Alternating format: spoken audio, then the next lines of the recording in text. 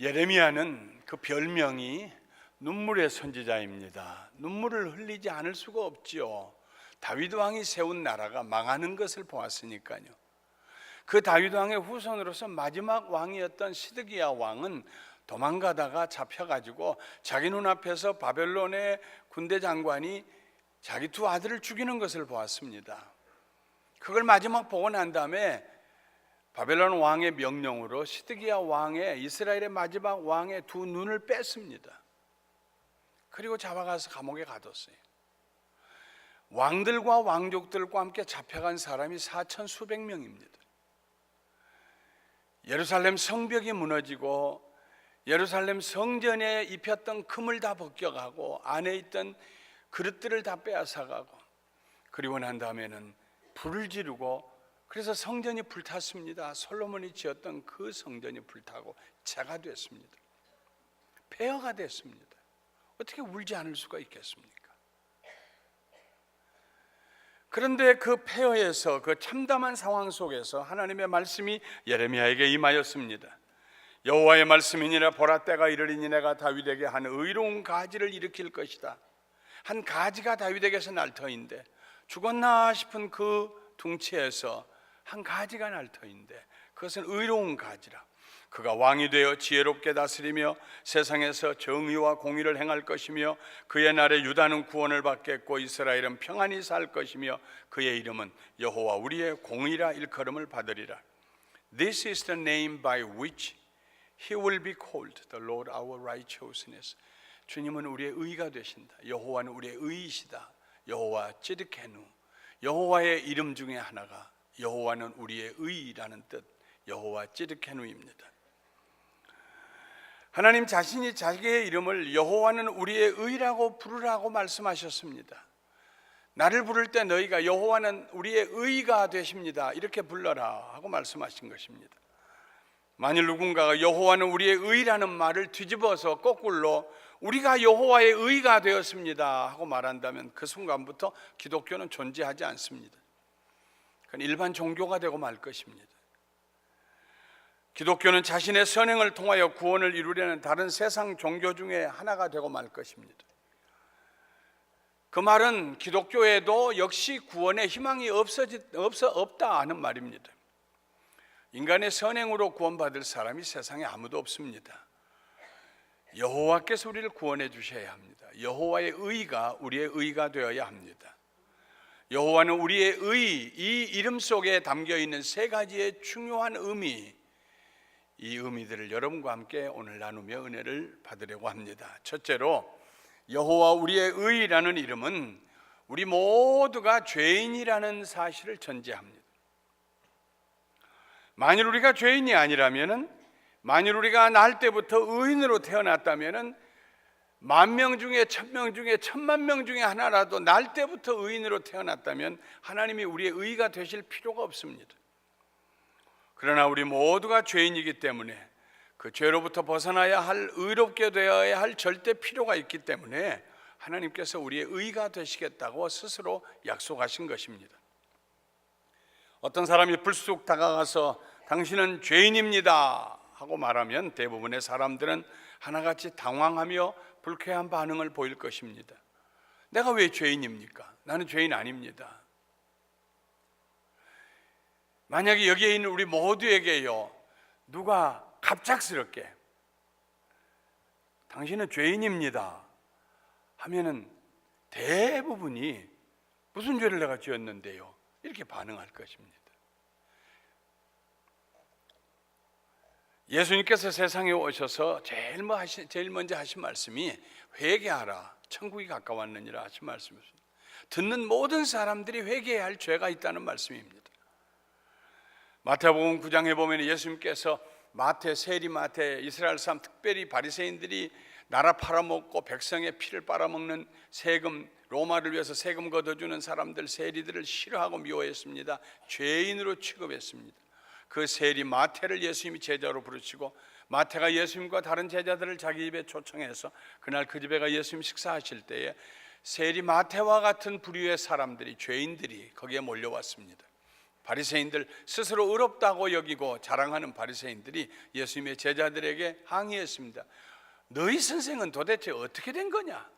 어떻게 저렇게 죄인들과 함께 밥을 먹느냐? 그때 그 말씀을, 그들의 말을 들으신 예수님께서 대답하셨습니다. 너희는 가서 내가 긍휼을 원하고 제사를 원하지 아니하노라 하신 뜻이 무엇인지 배워라. 제사 드리는 것보다 더 중요한 건 불쌍히 여기는 것이다. 나는 이 세상에 의인을 부르러 온 것이 아니요 죄인을 부르러 왔노라. 나는 죄인을 부르러 왔노라. 다른 말로 하면은 내가 죄인입니다 하는 의식이 없이는 예수님을 만날 수가 없다는 것입니다. 예수님을 만난 모든 사람들은 나는 죄인입니다 하는 전제 아래 만난다는 것입니다.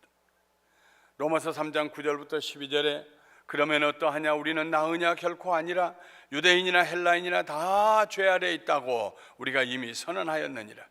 기록된 바 의인은 없나니 하나도 없으며, 의인은 없나니 하나도 없으며 깨닫는 자도 없고 하나님을 찾는 자도 없고 다 치우쳐 함께 무익하게 되고 선을 행하는 자는 없나니 하나도 없도다 하였습니다.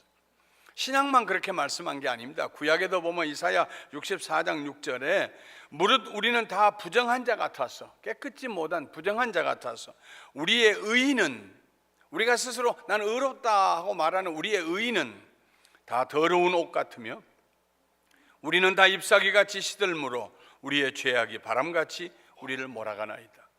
우리는 불의하고 우리는 죄 가운데 살고 있다 하는 말입니다. 예수님께서 회개하라 천국이 가까웠느니라고 복음을 선포하실 때에 스스로 의롭다고 여기는 바리새인들은 그 복음을 거절했습니다. 그러나 나는 죄인입니다 가슴을 치는 사람들은 그 복음을 받아들였습니다. 맞습니다. 난 죄인입니다. 난 회개해야 합니다. 그들에게 천국이, 하나님의 나라가 임하였습니다. 그들은 비록 죄 가운데 살지만은 의에 줄이고 목마른 자들이었습니다. 예수님 말씀하시기를 의에 줄이고 목마른 자는 복이 있나니 저희가 배부를 것이며 했습니다. 기독교인들은 일반 세상의 다른 사람들과 뭐가 다를까요? 기독교인들의 다른 점, 가장 중요한 다른 점이 뭐냐고 묻는다면은 성령님께서 하나님 말씀을 통하여서 우리에게 너는 죄인이다 하고 책망하실 때에 예 맞습니다 나는 죄인입니다 하고 복창하는 사람들이라는 것입니다.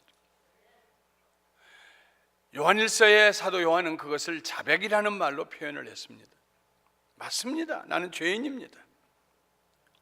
내가 왜 죄인입니까 하는 사람 아직 그리스도인의 사람이 아닙니다. 기독교인이 아닙니다. 예수 믿는 사람이 아닙니다. 내가 왜 죄인입니까 하는 사람은 아직 구원받지 못한 사람입니다. 기독교인은 자신이 죄인임을 인정하는 것 때문에 수치나 좌절이나 분노를 느끼지 않습니다. 자기가 죄인이라는 사실을 깨달으면서 오히려 감사하고 감격합니다. 하나님의 용서의 은혜, 그 폭포수 같은 은혜 가운데로 두 손 들고 감사하며 찬송 부르며 걸어 들어갑니다. 나 같은 죄인 살리신 주 은혜 놀라워. 그때 우리의 영혼 속에 안도감이 다가옵니다. 기쁨이 넘칩니다. 생기가 솟아납니다. 죄인이라고 고백하면서 감사하는 사람, 춤을 추는 사람, 그 사람들이 그리스도인들입니다. 기독교인은 자신을 포함하여 모든 사람을 죄인으로 봅니다. 나만 죄인이 아니라 모든 사람은 다 죄인이다. 이 말은 도덕적인 표현이 아니고 신앙적인 표현입니다. 도덕적으로 김아무개는 박아무개보다 더 죄인이다. 박아무개는 이아무개보다 더 죄인이다. 이아무개는 김아무개보다 더 죄인이다. 이건 도덕적인 평가입니다. 신앙적인 평가는 그런 것이 아닙니다. 김아무개나 박아무개나 이아무개나 다 죄인이다. 그들에게 필요한 건 하나님의 용서다 하는 표현입니다. 모든 사람을 죄인으로 이해하면은요, 살아가면서 분노하지 않을 수 있습니다. 절망하거나 실망하지 않을 수 있습니다. 그렇지, 죄인인데 하나님의 은혜가 아니었으면 나도 저럴 수 있는데, 그래서 죄를 범한 사람을 향하여서 긍휼히 여기는 마음을 가져요. 분노와 저주의 마음이 아니라 긍휼히 여기는 마음을 가져요. 우린 다 죄인이다. 이것이 우리를 자유하게 합니다. 이것이 우리를 겸손하게 합니다. 이것이 필요 없는 기대로 다른 사람을 향하여서 마음의 분노를 품고 다가가지 않게 합니다. 우린 다 죄인이다. 그래, 당신도 나도 모자라지, 이기적이고 자기밖에 모르지. 하나님의 은혜가 아니면은 우리가 저 동물과 뭐가 다르겠는가? 이런 자세를 가지면 아무도 비난하거나 멸시하지 않습니다. 오히려 긍휼히 여기고 사랑하게 되고 품에 안게 됩니다. 소망을 가지고 바라보게 됩니다. 사람은 12번 되는 거야. 또 변할 거야. 기다립시다. 기도합시다. 기대합시다. 여호와의 이름이 의입니다. 여호와는 우리의 의라 하는 이 이름을 부를 때 우리는 기본적으로 본질적으로 나는 죄인입니다 하는 것을, 그리고 우리는 죄인입니다 하는 사실을 인정하고 들어간다 하는 말입니다. 둘째로 여호와는 우리의 의라 하는 이름을 부를 때에 하나님만이 우리를 의롭게 하실 수 있습니다 하는 신앙을 고백하는 것입니다. 의는 내게서 나오는 것이 아니요 하나님께로부터 나오는 것입니다 하는 고백입니다. 우리가 죄인임을 인정하는 것 못지않게 우리 스스로 그 죄로부터 벗어날 수 없다는, 도저히 자기의 노력으로는 그 죄로부터, 죄의 유혹과 죄의 탐욕으로부터 벗어날 수 없다는 사실을 인정하는 것이 중요합니다. 기독교는 인간이 스스로 선하게 될 수 있다는 가능성을 전혀 인정하지 않습니다. 조금만큼도 인정하지 않습니다.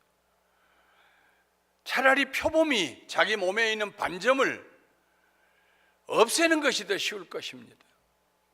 차라리 더 이상 검을 수 없는 아주 새까만 색깔의 피부를 가진 구스인, 이디오피아인이 그 몸의 색깔을 바꾸는 것이 오히려 더 가능성이 있을 것입니다. 제 얘기가 아니라 성경이 그렇게 말씀하고 있습니다. 예레미야 13장 23절에 구스인이 그의 피부를, 표범이 그의 반점을 변하게 할 수 있느냐? 할 수 있을진데 악에 익숙한 너희도 선을 행할 수 있으리라.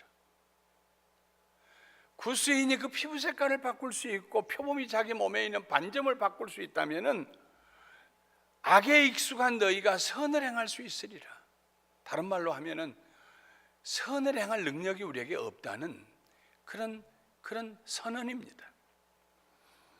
로마서 3장 23절 24절에 모든 사람이 죄를 범하였음에 하나님의 영광에 이르지 못하더니 그리스도 예수 안에 있는 속량으로 말미암아 하나님의 은혜로 값없이 의롭다 하심을 얻은 자 되었느니라.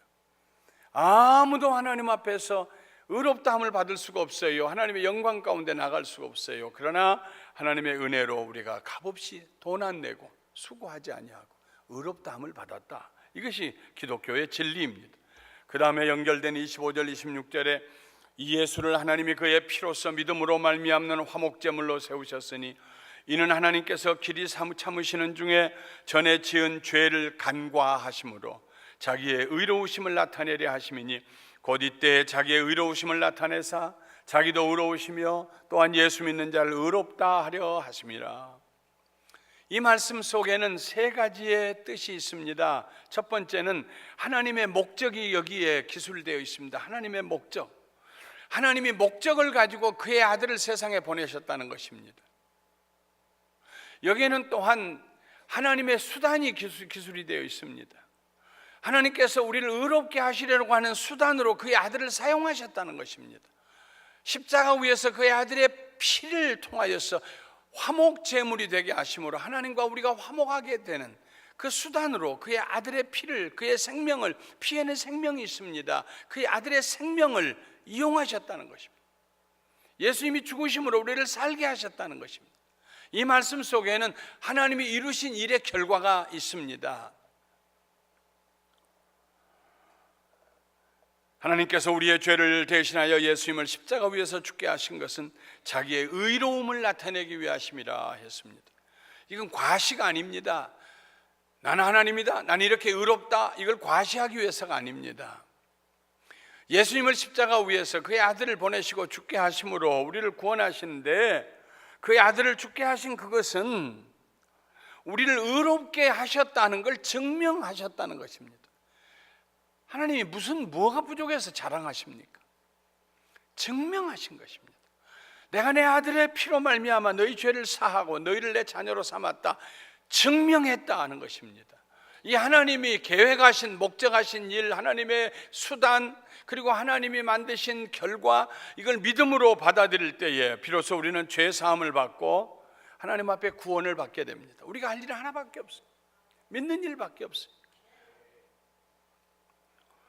의로움에 있어서 우리들은 내놓을 만한 것이 없습니다. 사랑하는 성도 여러분, 이 문제에 대해서 타협하지 마십시다. 나는 하나님 앞에서나 사람 앞에서나 의로움, 내 선함을 내놓을 것이 손톱만큼도 없다. 나는 아무것도 자랑할 것이 없다. 할렐루야. 나는 아무것도 자랑할 것이 없다. 여러분, 우리 감사 가족들은 모두가 이 문제에 있어서 깨끗하게 정리되기를 주님의 이름으로 축원합니다. 우리는 자랑할 만한 것이 아무것도 없어요. 우리 스스로 의롭게 되기 위하여 한 일이 도무지 없어요. 할 일도 없습니다. 오직 하나님께서 그의 아들을 십자가에 내어놓으셨고, 그의 아들은 십자가 위에서 그의 몸과 피를 우리를 위하여 스스로 흘리심으로, 그리고 성령님께서 이 진리를 우리로 깨닫게 해주셔서 우리는 예수님을 향하여 나의 구원자, 나의 주님, 나의 구주라고 고백하게 됩니다. 그렇게 하심으로 하나님의 의가 우리의 의가 됐어요. 우리의 의가 됐어요. 존재적으로 우리가 의로운 사람이 되었어요. 하나님의 의가 우리에게 나타났어요. 옷 입혀졌어요. 할렐루야. 지난 8월에 제가 칼럼에 실었던 이야기입니다. 브리티니 루이스라고 하는 여인은 18세부터 성인 영화의 스타가 되었습니다. 성인 영화는 포르노입니다. 부부 생활하는 것을 벌거벗은 몸으로 사진을 찍어서 동영상으로 해서 그걸 판매하는 거, 그게 포르노 산업입니다. 18살에 거기에 들어간 그녀는 몇 년 동안 그 계통에서 10손가락 안에 들어가는 스타가 되었습니다. 처음에는 자신이 대단한 인물이 된 것처럼 느꼈습니다. 그런데 시간이 지날수록 가슴에 공허가 밀려왔습니다. 그녀는 이렇게 말했습니다. 사람들은 제가 예쁘고 매력적이라고 말했습니다. 처음에는 저도 제 자신을 스스로 가치 있는 인물이라고 생각했습니다. 그러나 얼마 지나지 않아서 저는 파괴되기 시작했습니다. 지난 7년은 고통의 세월이었습니다. 처량했습니다. 외로웠습니다. 술과 마약에 손을 대었고 마침내 자살을 시도했습니다. 이 생활을 떠나고 싶었지만 어떻게 떠나야 할지를 몰랐습니다. I knew I wanted out, but I didn't know how to get out. 이 생활을 그만두고 좀 떠나고 싶은데 어떻게 떠나야 할 줄을 몰랐어요. 그를 얽어매고 있는, 사슬처럼 얽어매고 있는 죄의 무거운 짐이 그를 누르고 있었습니다. 그러던 어느 날 루이스는 그 계통산업의 컨벤션에 갔습니다. 자기들이 만든 비디오를 좀 더 많이 팔려고. 거기 누가 오겠나? 아니요. 물밀듯이 사람들이 몰려듭니다. 세상이 그렇게 악하게 됐어요.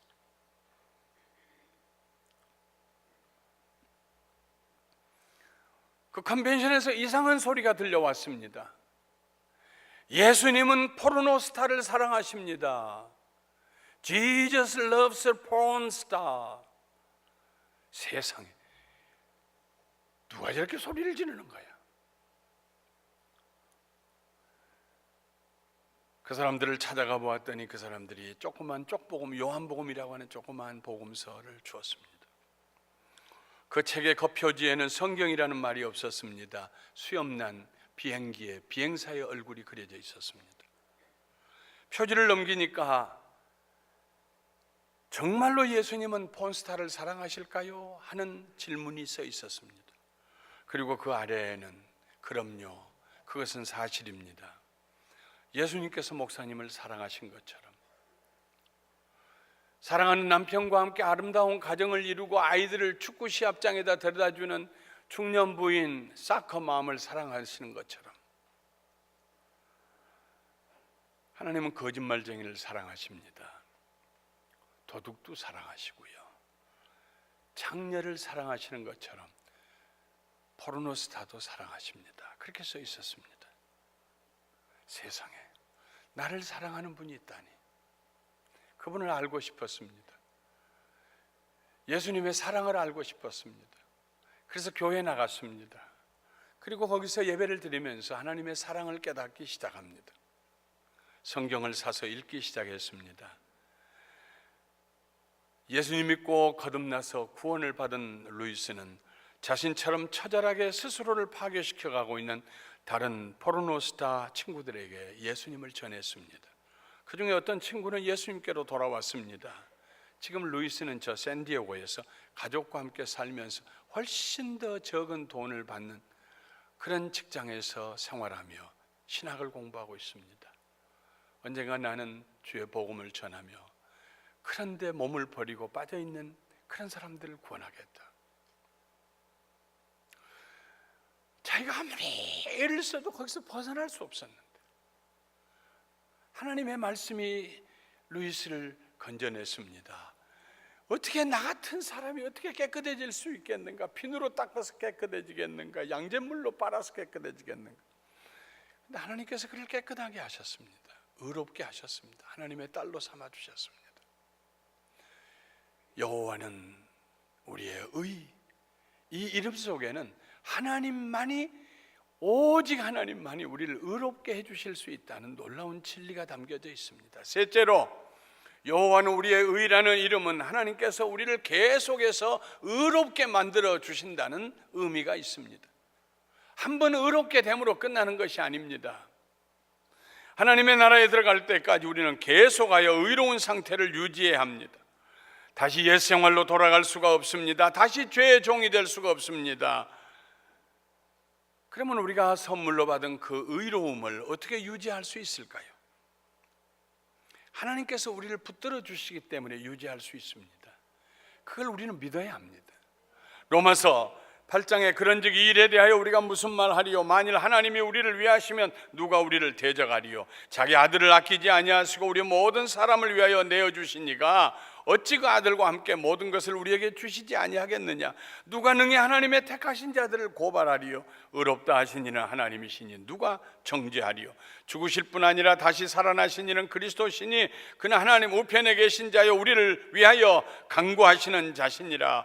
만일 하나님이 우리를 위하시면 누가 우리를 대적하리요? 이 말은 하나님의 자녀들이 할 수 있는 가장 위대한 선언입니다. 하나님이 우리를 위하신다, 하나님이 나를 위하신다, 이것은 복음의 요약입니다. 사랑하는 성도 여러분, 여러분은 혼자 계시지 않습니다. 하나님이 함께 계십니다.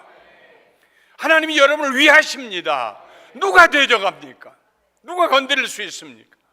이 믿음을 우리가 마음에 간직해야 됩니다. 하나님께서 어느 정도로 우리를 위하시느냐 하면은 그의 아들을 내어놓으실 정도로 우리를 위하십니다. 감히 누가 우리를 대적할 수 있겠습니까? 우리에게는 대적이 있습니다. 분명히 대적이 있습니다. 원수 마귀가 우는 사자처럼 우리 주변을 맴돈다고 베드로전서 5장 8절에 말했습니다. 원수 마귀가 자주 우리를 괴롭힙니다. 사소한 일에 시험에 들어서 넘어지게 합니다. 절망을 가지고 좌절하게 합니다. 마음에 분노가 일어날 때도 있고 섭섭함이 일어날 때도 있고요. 그럼에도 불구하고 절대로 마귀는 성공하지 못합니다. 왜냐하면 하나님이 우리를 위하고 계시기 때문에, 우리를 붙들고 계시기 때문에. 즉시로 성령님이 우리를 감동하셔서 털고 일어나게 하십니다. 내가 갈 길이 아니지, 내가 할 얘기가 아니지, 나는 하나님의 사람인데, 하나님의 자녀인데 털고 일어나요.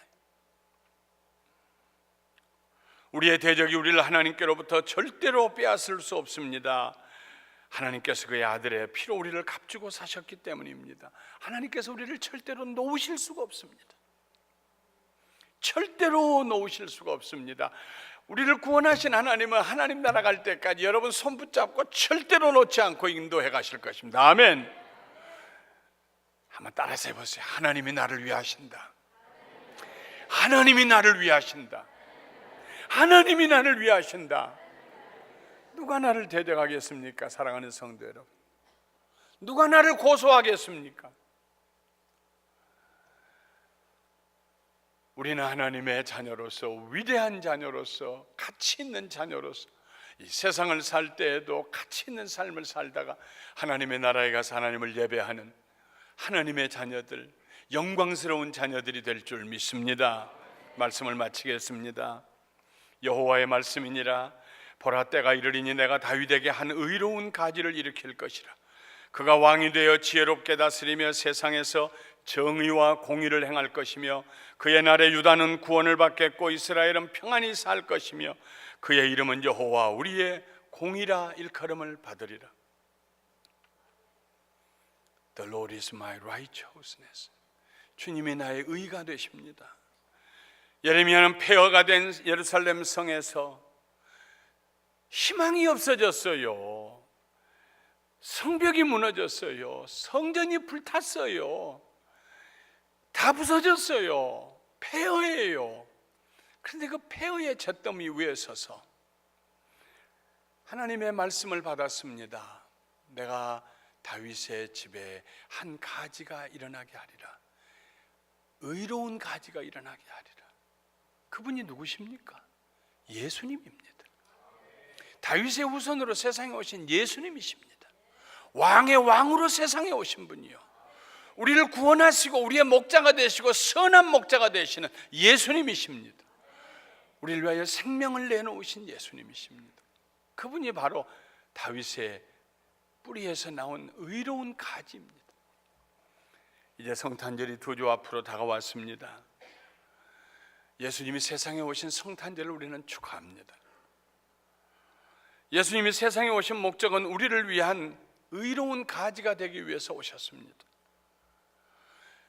예수님이 십자가에 달리실 때 그날 그 주간에 예루살렘에 들어갈 때 사람들이 종려나무 가지를 흔들며 밤추리를 흔들면서 다윗의 이름으로 오시는 이여 하고 예수님을 마중하는 거 아주 깊은 의미가 있습니다. 예수님은 의로운 가지, 다윗의 후손으로 우리를 구원할 가지로 오신 것입니다.